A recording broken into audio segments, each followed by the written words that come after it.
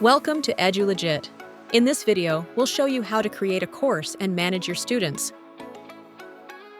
Click on Courses in the left menu.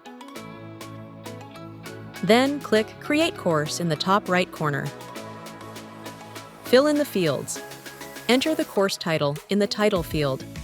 Select the course status, draft or active. Specify the start and end dates for the course. Add a brief description of the course. Add the course materials and structure in the content editor. Review and configure the course task settings. For example, you can enable plagiarism check, AI check, readability check, and event recording options. Click Save at the bottom to save the course. To manage students, view the courses list and click Users in the Actions column for the desired course.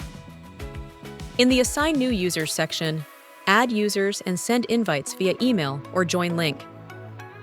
After adding all users, click Save to save the changes. Thank you for watching. Stay connected with EduLegit